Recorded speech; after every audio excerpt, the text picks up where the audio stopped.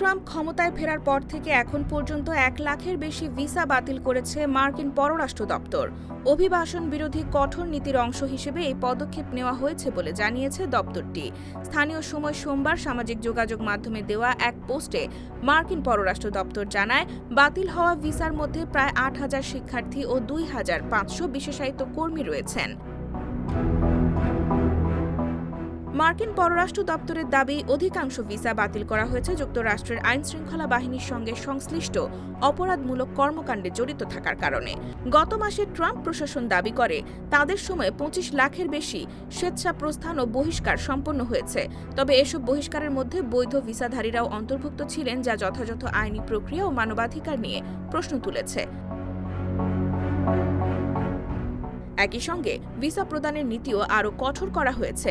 সামাজিক যোগাযোগ মাধ্যমে পর্যবেক্ষণ জোরদার করা হয়েছে এবং আবেদনকারীদের জন্য নিরাপত্তা যাচাইয়ের পরিধি বাড়ানো হয়েছে। দেশটির পররাষ্ট্র দপ্তর এক বিবৃতিতে বলেছে, আমরা আমেরিকাকে নিরাপদ রাখতে এসব অপরাধীকে বহিষ্কার অব্যাহত রাখব। 2024 সালে নির্বাচনী প্রচারে ট্রাম্প প্রতিশ্রুতি দিয়েছিলেন তিনি আমেরিকার ইতিহাসের সবচেয়ে বড় অপরাধী বহিষ্কার কর্মসূচি পরিচালনা করবেন।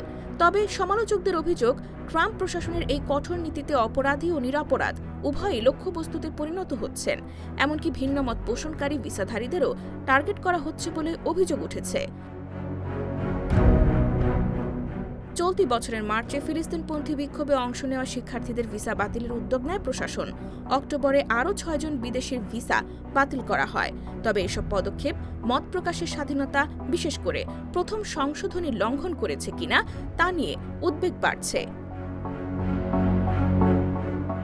IBTV USA, new York.